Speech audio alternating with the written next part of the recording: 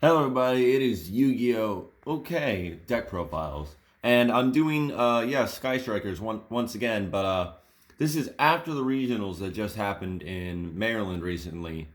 And I did pretty well. I placed 109 out of 300 players. I think it was roughly with a record of X3 out of 9 rounds. So I won 6 games, didn't tie any, and lost 3. I would have topped, unfortunately. I lost the first 2 games. If my losses had been in different areas, a judge told me I actually probably would have topped. But the deck is a bit different, so I want to bring you guys a new one.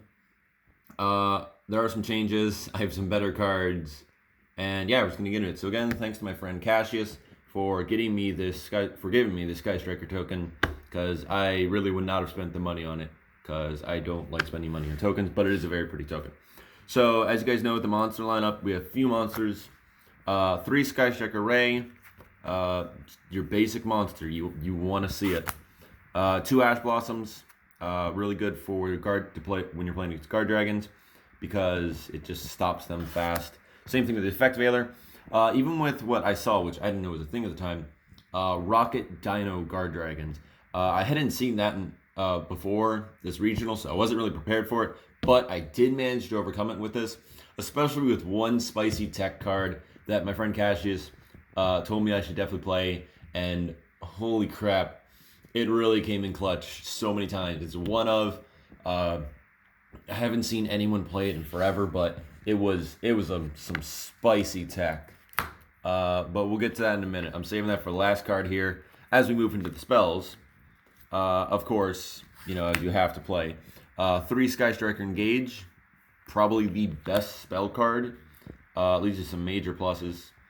I had one turn where I did engage like 3 times, just because I kept recycling it. One I drew an engage off of it, so I like engaged, Wind to Kagari, engage, drew, engage. It was just insane. Next up, 3 Widow Anchors. Again, really good card. You must play 3 of it. 3 Aries Zero. If you guys really want to hear me go over what they do, and I'll check out the first video because it's mostly the same. The only cards I'm really going to go over are the ones that are new, really. Aries Zero, it's your field spell. 3 Mystic Mine. I had one game. This is funny. I flipped Metaverse. I put mine on the field, and we just kept going back and forth of drawing and passing for like 12 turns. So it was insane. Not insane, but it was funny to me at least, and my opponent. I had a great time. Everyone was nice, polite. It's great. 3 Foolish Burial Goods. Put extra spells in graves, mostly Metaphos Fusion. 3 MST. You can play Twin Twisters if you want, but I prefer the MST. I did see another Sky Striker player who they play Twin Twisters, but I like the MST. 3 Called by the Graves. Stop the hand traps. It's just what you play. It's a staple 3 of. 1 Afterburner. 1 Jamming Wave. 1 Eagle Booster. I added this just because I didn't really know about it at first, but I figured, it helps sometimes. It helps with the guard dragons because, well, I should show you first of all. Shark Cannon helps with the guard dragons when they activate Pisty to target Red Eyes Darkness Metal Dragon in the graveyard. You can banish it so it's no longer the target in the graveyard, and then they can't summon it. And that really puts a stop on their combos. Or you can do it to banish the target of Borload Savage Dragon. Next up, 1 Hercules Base, 1 Multi-Roll, 1 Hornet Drones, Metaphos Fusion, Upstart Goblin, Rhoda, Terraforming, my favorite card in the deck, Double or Nothing. And then here's the spicy tech card that my friend Cassius recommended. I really didn't think about this at first, but then he explained to me how the links work. You can see it's right there, it's a mystery still. How links work, where they can't link with a monster that's face down because it doesn't check on field, it checks on the grave. I was not aware of this, and I flipped this on the guard dragons when he summoned the Crusadia Tuner. I can't remember which one it is. It's a level 3. I flipped it on him, put it face down, and he ended his turn. He couldn't do anything else. And that's Book of Moon. Spicy tech that worked really well. And I actually saw it quite often. That may have just been my insane luck, but it worked so well. 3 summon limit, and then a metaverse, as you guys know, for the traps. Next up, extra deck. I'm sorry if I'm speeding through this, but again, if you really want to see it, go ahead and look at the other one. I just don't want this to be too long because it's close to the same thing, but it's a bit different because this is from the regionals. 1 Kagari.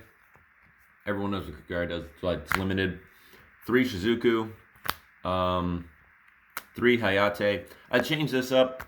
2 Kaina. Kaina did come more in clutch this time around because just tagging out of Ray into Kaina, targeting my opponent's monster so it couldn't attack. It saved me so many times, and it bought me the time for the to get the win, for the next turn to get the win. Nightmare Phoenix, Nightmare Cerberus, and then this is a card I think I said in the first video of this, of Sky Strikers deck profile. I think I said like there's no way I can afford this card. I'm too poor for it. But my friend Cassius, he traded it to me, so I'm really glad to finally have this card. Mech Knight Crusadia Avermax. I finally had this. I took out the Borreload Dragon for it. I think this is definitely better because Borreload can be destroyed in so many ways, and just affected in so many ways, as opposed to Avermax, who does not let that happen. Borreload, he can steal the Thunder Dragons from your opponent, which is terrible to go against. But when I played them, I actually managed to beat them. That probably just my luck, but or my opponent drawing bad. I don't know what. But I like the Avermax more, just because you are guaranteed getting that 3k damage, and it's so much harder to get past. Obviously, you don't make it much yourself. It's more of you make a Nightmare Phoenix or Cerberus, really, and then you steal one of your opponent's links, and then you make this and such. And it just works really, really well. You can play the Borreload if you want to. Not my cup of tea. You could also do Borreload, what's it called? Boral Sword. I think that might be a better option, just because it really gets into damage. Utopia Double, Utopia, and then Starving Venom Dragon. That's it for the extra deck. For the side deck, it's mostly the same. It's just a little bit different. 3 Pankratops. Best staple side card.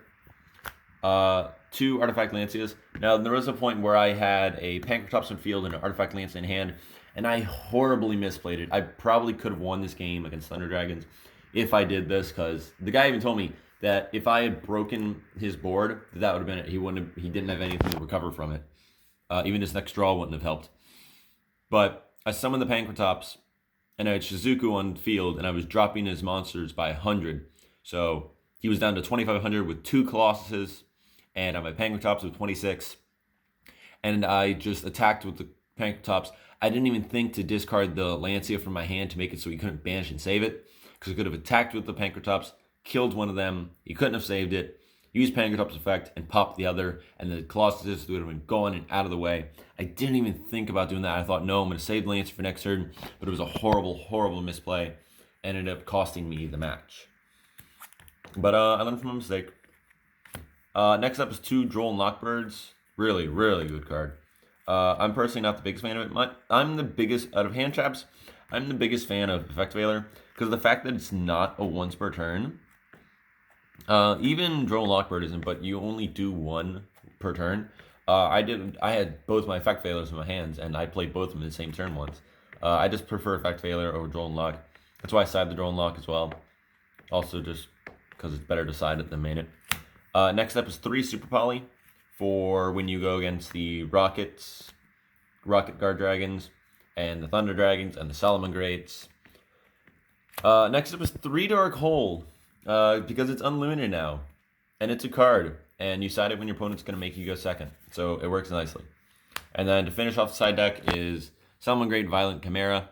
I put this one on the side because really it's like, if you're going against the Thunder Dragons, well then you just leave that one in and leave Chimera in the side deck. Or if you're going against it, well then you side that out and you put Violent Chimera in. So it doesn't really make a huge difference, and there wasn't anything else that I like urgently needed to side in.